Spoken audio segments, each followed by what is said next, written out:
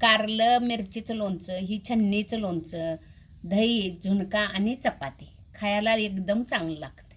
आमचा वर्षातला सगळ्यात आनंदाचा दिवस म्हणजे पाडायला आलेलं आंब काढणं. आता मे महिन्याच्या शेवटला आंब काढायला आल्यात बघा, हे सगळं पाडायला आल्यात आंब.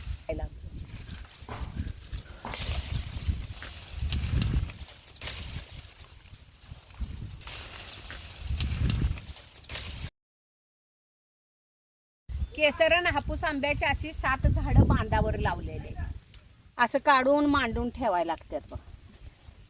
थोडं बुट्टीत पण काढून ठेवल्यात. हे बघा, ही काय पोती पण भरून ठेवल्यात ही आंब्याची अशी. घरचा आंबा असलं की त्याला मोजमाप नसतंय, किती पण मन भरोस्तोर खावावं. आणि विकतच्याला कसं मोजमाप असतं या, तेवढंच आपण आणून खातो या. म्हणून आपल्या शेतात बांधावर 1-2 तरी झाड लावायलाच पाहिजे. आता ही किती आंब निघाल्यात बघा. आता आपल्या शेतात परड्यात किंवा बांधावर असं 1-2 आंब्याचं झाड लावलं का नाही, 1-2 वर्षात त्याला आंब चालू होतात काढायला. काही आम्ही एकटं घरात एवढं खात नाही, शेजारी थोडं द्यायचं, पाहुण्यासनी सगळ्यासनी आंबा आम्ही प्रत्येक वर्षाला देतो. कैऱ्या मी स्वच्छ धुवून घेतल्यात, आता खिसणीवर खिसून घेऊया. तुम्हाला पाहिजे असलं तर साल काढा, नाही काढलं तरी पण चालत्या, साली सकट खिसलं तर. वर्षभर आपण वेगवेगळ्या प्रकारचे झुणका करून खातोया. पर कैरीचा झुणका का नाही, आंब्याच्या आणि कैरीच्या सीझन मध्ये एकच वेळा होतो या वर्षातून. असा कैरीचा खिस काढायचा. झुणका करताना कैऱ्या लय खिसून घालायच्या नाहीत, नाहीतर आंबट झुणका होतो या, म्हणून थोडंच प्रमाणात घालायच्या.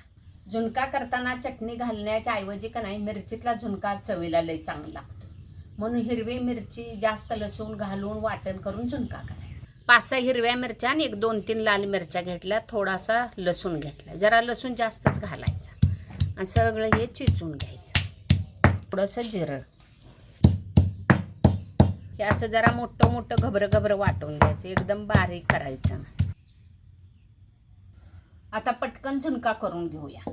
1 अर्धी पळी तेल टाकले फोडणीसाठी, 1 चमचा मोहरी टाकायची, 1 चमचा जिरं, मोठा कांदा बारीक चिरला हे तेलात टाकायचा.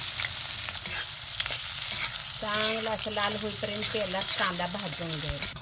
झुणका जास्त करून का नाही लोखंडी कढईत किंवा तव्यातच करायचा, झटपट होतो या. तुम्हाला पहिलंच आठवत असतील बघा, आई आजी भाकरी झालं की पटकन म्हणणार इकडं हरभऱ्याचं पीठ झुणका तव्यातच लगेच वैरतो आणि पटकन होतंय. गरम गरम भाकरी झुणका खायला पण चांगलं लागतं. आता कांदा लालसर झालाय, ते आपण पाट्यावर वाटण वाटलेलं ह्यात घालायचं. ते पण तव्यात चांगलं असं तेलात भाजायचं, म्हणजे असं तुराट लागत नाही.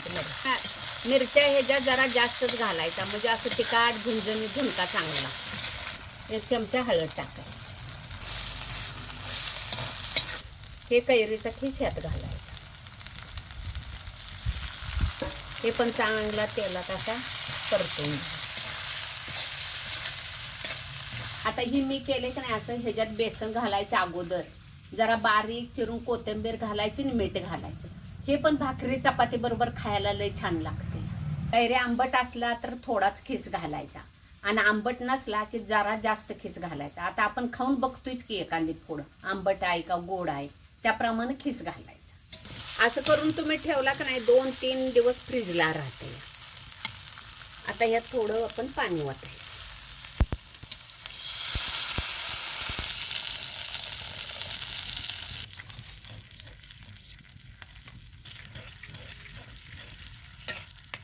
चवीनुसार मीठ टाकायचं. आता थोडीशी कोथिंबीर टाकायची.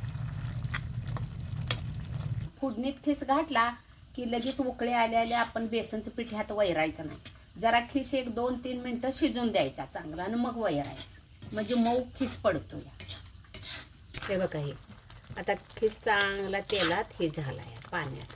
आता आपण ह्याच्यात पीठ वैरायचं, थोडं पीठ ह्याच्यात बेसनचं घालायचं, एकदम टाकायचं नाही म्हणजे गाठी होत नाही. तुम्हाला लईच घट्ट पाहिजे असला तर पीठ जरा जास्त घाला, असा रबरबीत पाहिजे असला तर पीठ थोडं घालायचं.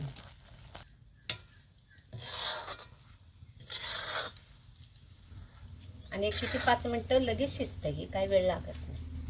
मला थोडंसं घट्ट पाहिजे होतं म्हणून मी असं केलं. पातळ जर करायचा असला तर थोडासा कैरीचा खीस कमी घालायचा आणि पातळ करायचं, ते पण चांगलं लागतंय. आता 1-2 मिनटं याला झाकून ठेवायचं, म्हणजे चांगला असा फुलून येतो.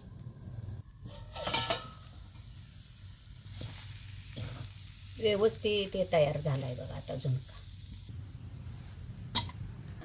असा झुणका केला की भाकरी बरोबरच चांगला लागतोय. आज आमच्या घरात चपात्या केल्यात म्हणून मी चपाती बरोबर दाखवते.